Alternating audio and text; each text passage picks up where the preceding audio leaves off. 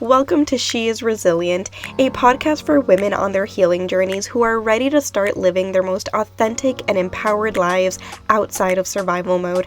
I'm your host, Tatiana, trauma and somatic therapist, as well as a holistic coach, and I'm on a mission to help more women heal their nervous systems. Each week, me and my guests are going to get real and vulnerable about the experiences that led us to becoming the empowered and resilient women we are today. You'll leave this podcast with the skills, knowledge, and inspiration to start creating the life you deserve. Because if another woman can do it, so can you.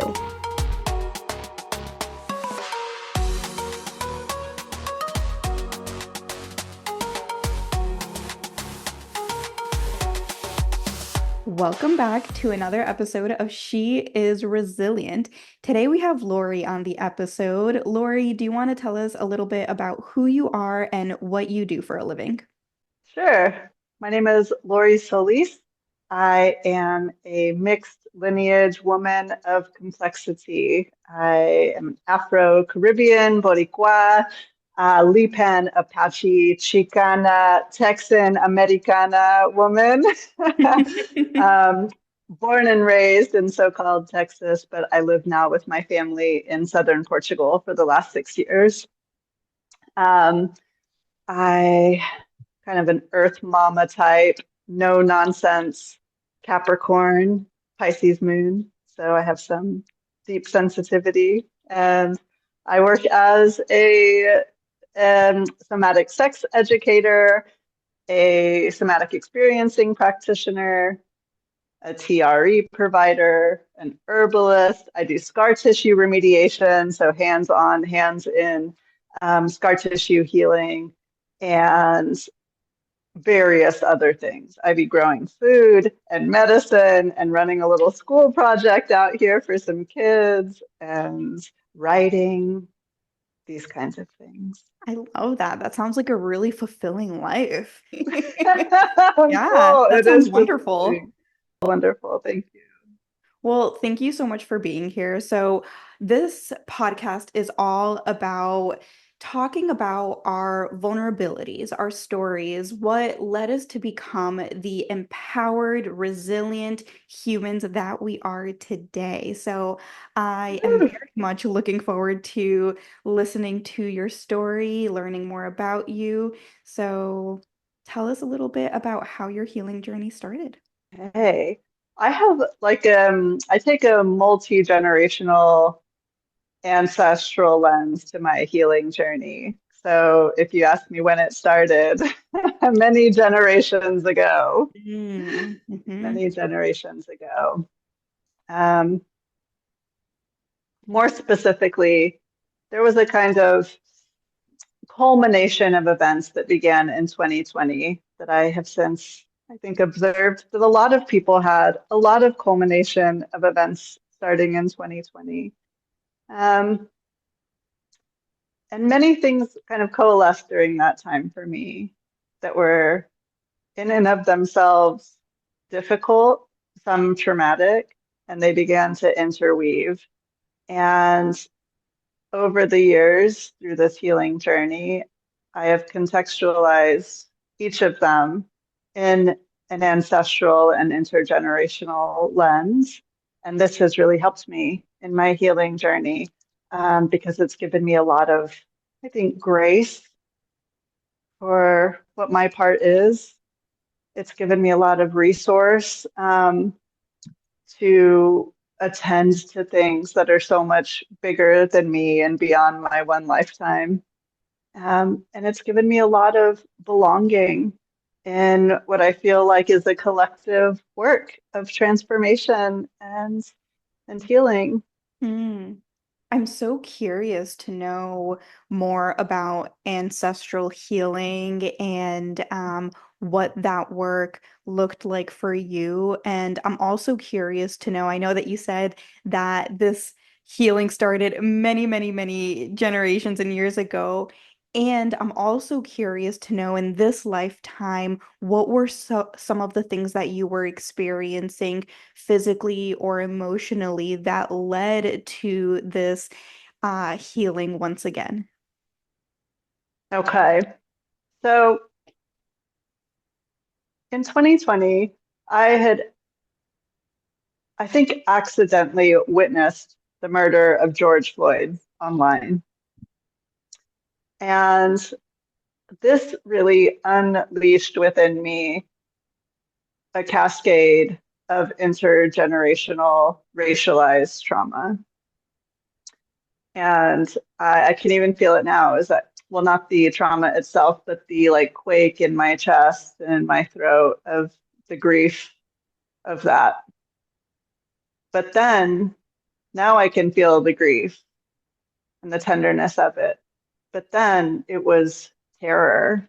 It Mm-hmm. was terror. And Mm-hmm. not just for what, not just for the life that I saw and what I had witnessed and the subsequent movement of people's grief and rage um, around me.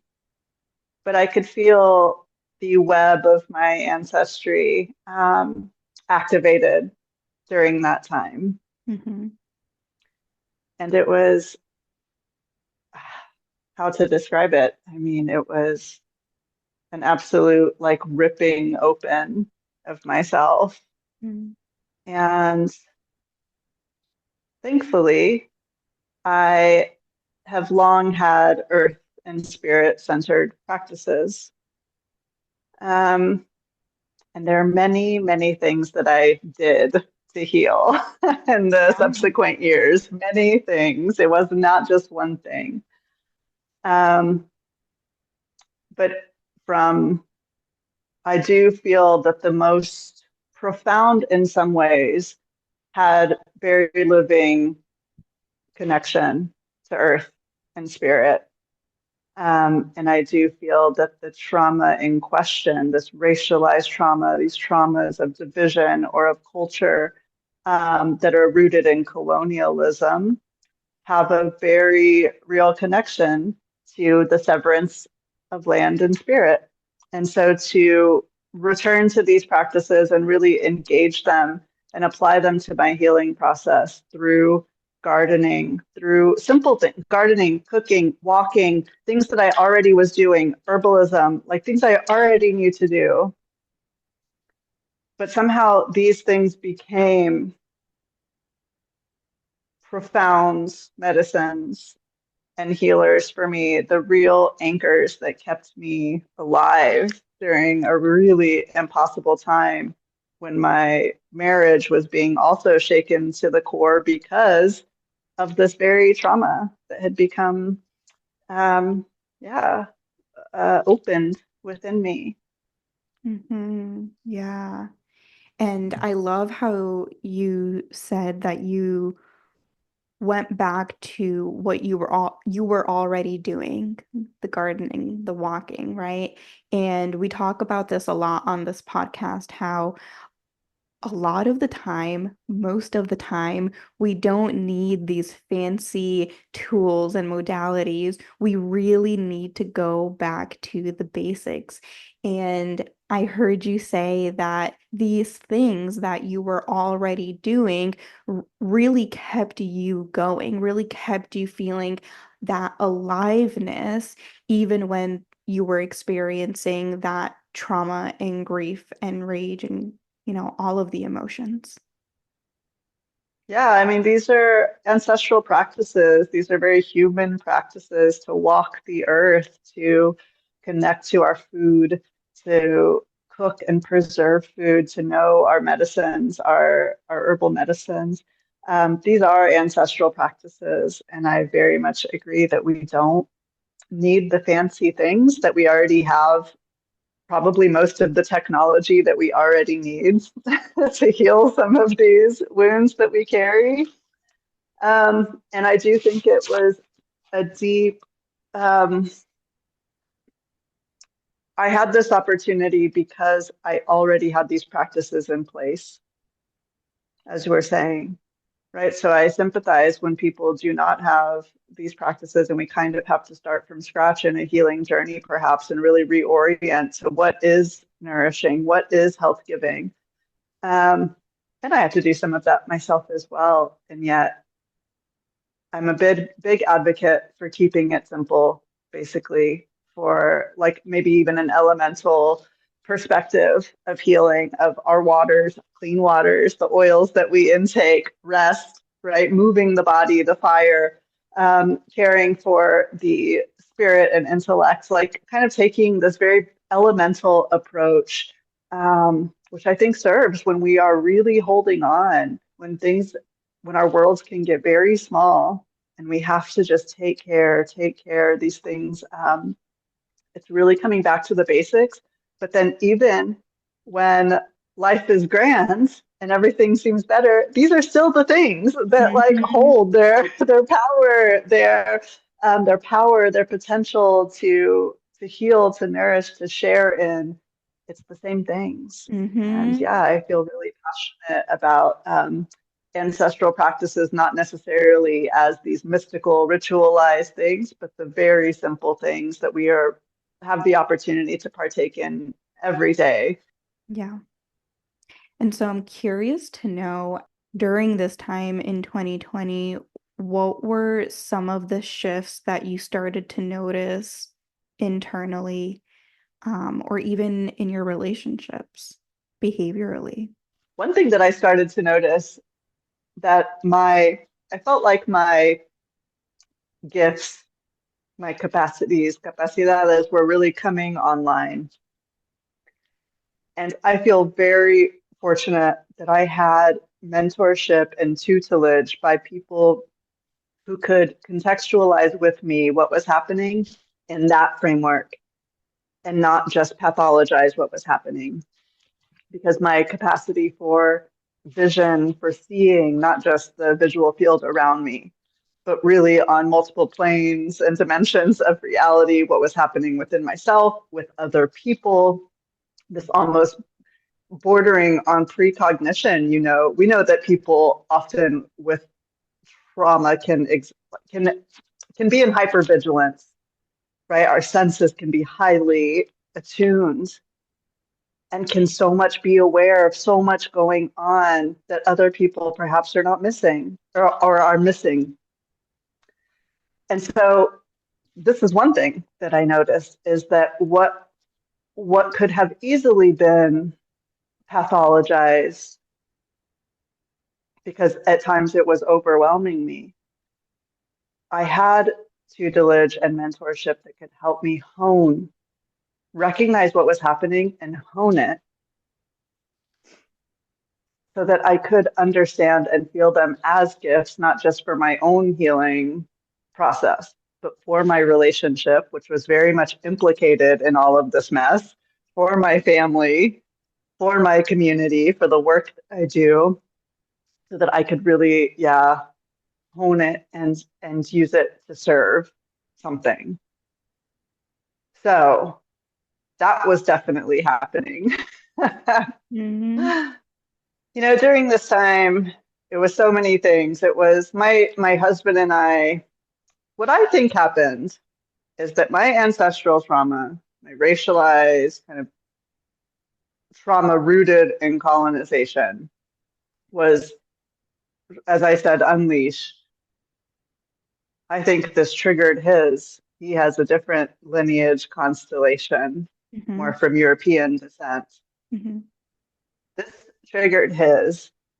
And then we were kind of finding ourselves on opposite sides of this intergenerational fight. Hmm. So, issues that looked on the outside, politicized issues around race or gender or culture, the Me Too movement, Black Lives Matter. It was all, we had already been married for 8 years at this point, and we suddenly found ourselves on these other side, on opposite sides of some very important issues. They were important for me, Hmm. very important things. Yeah. Any one of those things, I really have compassion for us. Any one of those things could have broken anybody. These could be deal breakers for a lot of people if your partner does not feel you on Hmm. some of these things. Hmm. this was, of course, affecting our lives, our bodies, our minds, our relationship in many ways. And I was really starting to become clear of this, of how these roots of, we call them traumas of division, traumas that really create this us versus them field between people who are not enemies, right? Who are not, I mean, he is my us. When we're talking, he is my us. And yet there was this real us versus them field between us. And I could sense very clearly how his ancestors, his people, and my people, and a lot of different peoples were trying to heal through our relationships, these very wounds that we're asking to be healed, held, attended to. There was an opportunity to do that through us. And of course, that's a big responsibility. And it's a lot to take on when you're triggered or in your trauma responses. Yeah. Right. So it took a while to really sort out what's what and who's who and what do we want? What are we doing? And how are we going to do this? If in fact this is what we're going to do. And by that I mean stay together, heal these wounds, learn how to love and accept each other, in this newly profound way. Yeah. Yeah. And how did you do that? Good question. Oh my goodness. So many ways.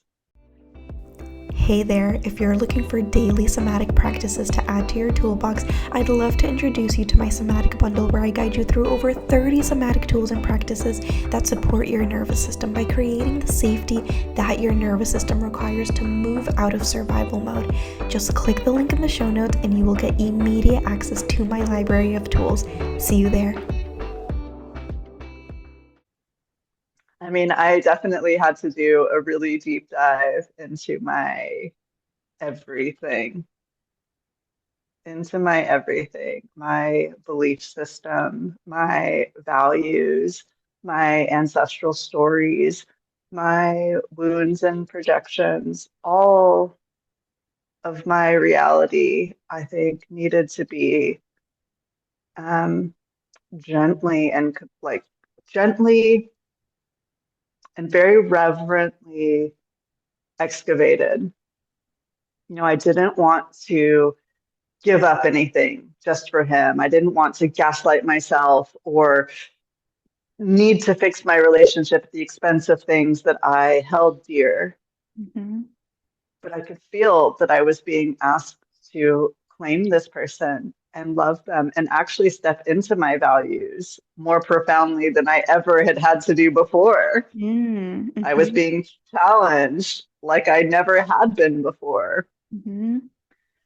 So I really needed to look at, not only learn to embody my values more deeply, but from a perspective that I did not recognize before. So not just say that I value inclusivity, for example, or tolerance, and then use that as a reason to continue to argue against his positions about whatever, but to actually embody that with my person and to learn, right, how to tolerate in my body mind the absolute discomfort of what this human being was sharing with me about his own vulnerabilities, his own perspectives of the world, which came from a very different place in the web of life. To tolerate the discomfort of really, really seeing the inner layers of somebody else and myself as these works in progress, to tolerate the discomfort of what it means to actually accept another flawed human being and myself. Right? So uncomfortable, so uncomfortable.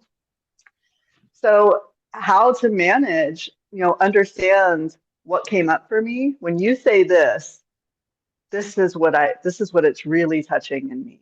Mm-hmm. There's the surface level stuff that's uncomfortable and maybe different than mine and makes me angry and whatever the stuff. But then there's the deeper layer, like this is why it threatens my sense of safety, my Mm-hmm. sense of dignity, my belonging, Mm-hmm. right? And I think he didn't recognize some of that when we just share our perspectives and opinions. I'm not trying to threaten your dignity, your belonging, right? Right. But this is what was coming up in me. So being able to excavate that in myself, attend to that in myself, share that with him in a way that he could also feel and understand. And of course, he had to do all like a lot of his own stuff too, I a was lot just of going his to own ask. stuff. Yeah, I was just going to ask, was Yeah, he also on this journey with you? Was he doing his own healing with you?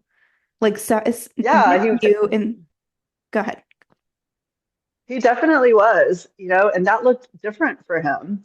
So sometimes it was easy for me to judge him, unfortunately. Mm-hmm. Like, well, I'm doing it all these ways. You should be doing these things too, right? Mm-hmm. Mm-hmm. But I've really learned, I mean, I knew this, of course, already, but going through it myself, like everybody has path, Mm-hmm. their own path, their own process, their own, yeah, this balance between their destiny, their choice, and their autonomy. Like he was doing what he needed to do in lots of different ways, Mm-hmm. right? And sometimes that overlapped with mine. We did some things together, but also it was important for us to attend to ourselves, I think, separately. And that process for us kind of weaved. I mean, we stayed together throughout this whole thing. So we were in the home, we were still doing the daily stuff of living life, which I think was really important as well. It's just to Mm-hmm. show up and teamwork and be together. Mm-hmm. Um, but these more specific healing interventions, yeah, we weaved, I think, in and out of taking care of ourselves and then doing stuff together and taking care of ourselves and Mm-hmm. together. I love that. Yeah.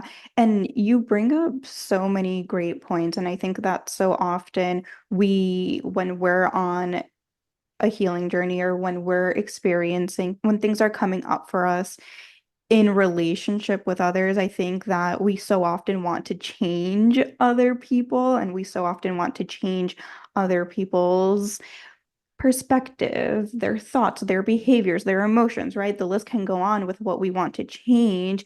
And you bring up a really good point in that we really have to come back to ourselves and we really have to reflect on why we're experiencing what we're experiencing, or maybe not so much the why, but just kind of being with what is coming up for us, right? Being able to be with that discomfort, that anger, the frustration, the anxiety, the sense of not feeling safe with this person, right? Whatever is coming up, and being able to not look externally, right? Not look outside of us, but really be with what is here in our bodies, right? And I think that's the really deep, tough work that we need to do when we're in relationship with others. And I don't think that everyone can do that. And obviously, you have so much training and you have so much knowledge. You've been doing this work for so long that I'm sure to some level it came a little bit more natural than someone who is maybe, like you said earlier, just starting out on their healing journey. But I think that it is a pretty significant piece that we need to recognize. Yeah, I was going to say, I think on one hand, because I had had all of this training and skills and practices, definitely was a resource for me and for us as a family, for sure.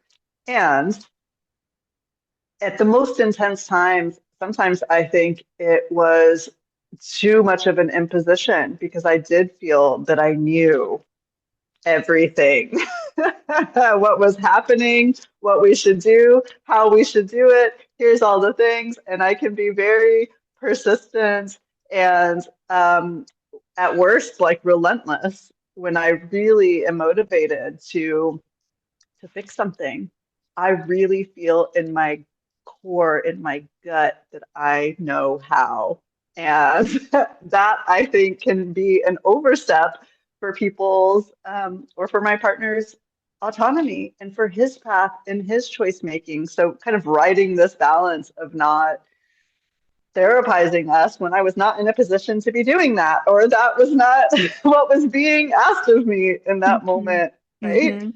So, Yeah. although it was really profound, I think what are the conditions? I ask myself a lot, like, what are the conditions required for healing? Not, I am going to change this person or necessarily even change myself, but like, what are the conditions internally and perhaps externally, where self healing can just happen. The self healing intelligence, it can do what it knows how to do, Mm. right? Within us, within and without, in the relationship as well. And I do think that, as you're saying, learning to be with something, which is not the same as accepting it necessarily, or affirming it, or we can wish it's different or whatever it is, but being with it for me with reverence, in the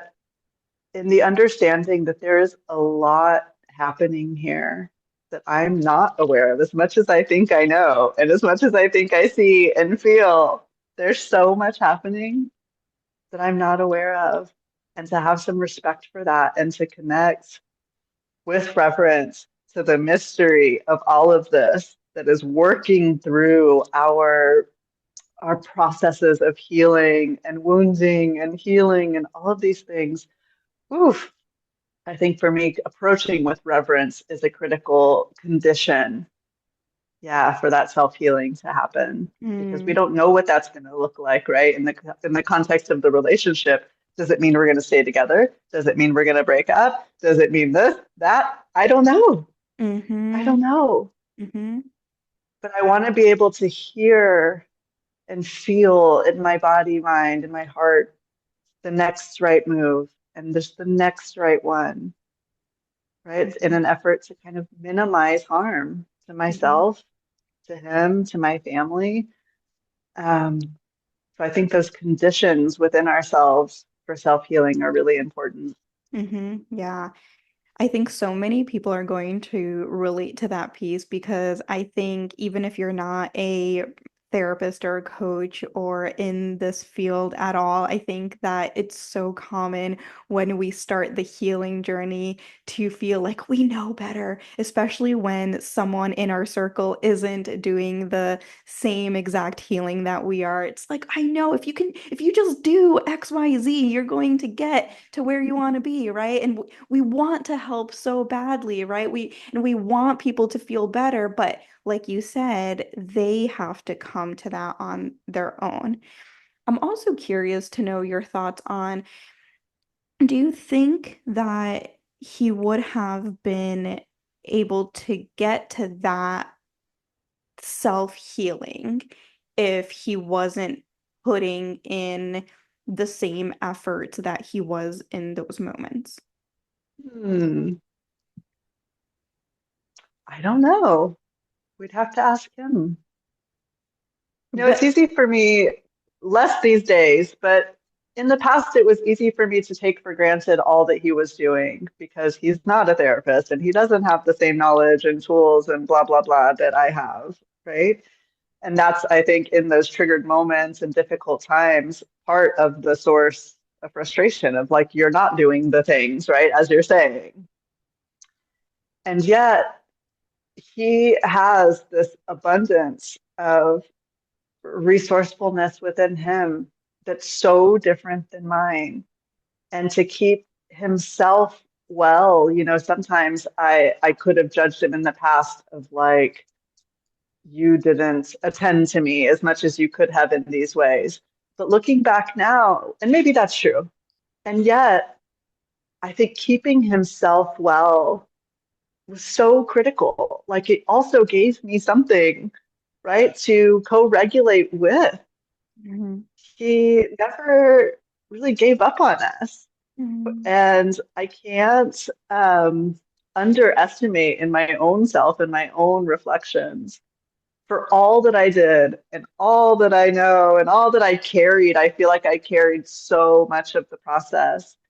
And it like regularly blows my mind that I should not take for granted his what he provided to us as well Mm-hmm. in his own way, in his own personhood, in his own practices, Mm-hmm. right? So I don't, if he had not done those things, just knowing him, he's also very determined as I am in a different way, but a determined person. We are like super intense, both of us, and in different ways. So I feel like probably if he wasn't doing that, he probably would have done something else because he's not the type to roll over.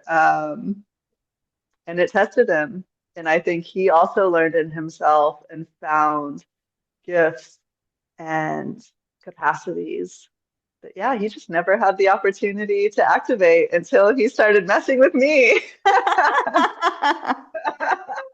Oh, that's so funny. That's so funny. You said that he is, and are you, or where is the relationship now? Okay, so we're about to have our 13th wedding anniversary. We're still together. We still are in the same house as all of this. Yeah, we're actually in a really good place now.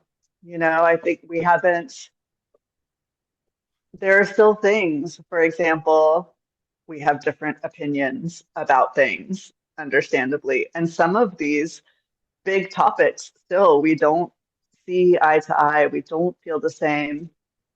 But we have learned not only to, heal ourselves and figure out what needed to be healed within ourselves and also within the context of the relationship, but why these things are important to the other person. And Mm-hmm. so now we can care for each other. When these things come up, the priority becomes to care about the other person and like Mm-hmm. these deeper levels of what we are sharing and what we're experiencing, Mm-hmm. um, and listen for that and connect to that. Mm-hmm. So I feel like we're doing awesome for everything that we went through. And I'm like, we are like relationship goals. Really, Oh. I don't wish for anybody that they go through what happened to us. And, you know, I don't know. I really don't. You know, a lot of, I think if I tell really some specifics of our story to people, it would be easy for people to say, oh, wow, like I would have never tolerated a partner who had this opinion about something else, such a different like ideology, for example. But I was already so in and invested, and I think that's part of it. Like this was my family, and I wasn't gonna let it go. Yeah. And and I knew that inside of myself, if we reached a breaking point, if it was going to be time to let it go, I would know when that time was. Mm-hmm. Um, but I never got there. Mm-hmm. And so I feel like we came through together and we've spent a lot of time these last couple of years really like reflecting on our process, like appreciating each other out loud. So, kind of rebuilding the foundation through nourishment and enjoyment and gratitude, like rebuilding these foundations of intimacy of like, wow, we just went through a major thing together and we should reflect on that and appreciate each other as individuals and as Mm-hmm. a team. Mm-hmm. I love that. I love that, Lori. Thank you so much for sharing all of this with us. I've really appreciated getting to know just a little bit. I know this is just like the tip of what you've experienced, but I appreciate you for being here and for being open to share your story with me and with the audience. Tell the listeners what you have going on right now and how people can connect with you. Great. So, very much inspired by my work, also this process with my community with my husband, I've developed over the last year a training called Claiming Each Other. It's a somatic first aid methodology for our everyday relationships. So it's a non-professional training. It's for who I'll say normal people who are not therapists or healers, to be able to attend to each other in more healing ways when things get tough. So in the face of crisis and trauma or conflict. And I think it's so timely right now when there's a lot of divisiveness and polarization within our collective us, our families, our relationships. I'm really, really happy about this training, Claiming Each Other. So you can find us at claimingeachother.org. It's a 12-week accredited training from the Complementary Medical Association. We've just finished actually tomorrow, the last gathering of the first 2 cohorts. So they will be completing the training, which I'm really happy about. And the next cohorts begin in January. So people can find us at claimingeachother.org to join with us. My link to my private practice is on there too, and we're on the socials and things. Yeah, planning a retreat in the summer here in Portugal for pairs. So you can come with a family member, a friend, whoever, someone close to you that maybe you would like to level up your relationship skills in the face of tension when things get tough, how to really take care of each other and learn to love each other more kindly, really in the more trying moments of life. Yeah, I love that. I love that. So claiming each other, I will add all of those things in the show notes so people have access to it. Thank you again, Lorie. Thank you so much. Thank you so much for joining me today. If you absolutely loved this episode, I would so appreciate it if you subscribed and left a review on Apple Podcast, or take a screenshot and share this episode on social media. Don't forget to tag me at tatiana.holistic.coach. The more nervous systems we reach, the more generational cycles we break, and the more we contribute to a kinder and safer world. And if you're looking for somatic healing services, send me a DM and I'd love to chat on how I can support you. I'll see you in the next episode.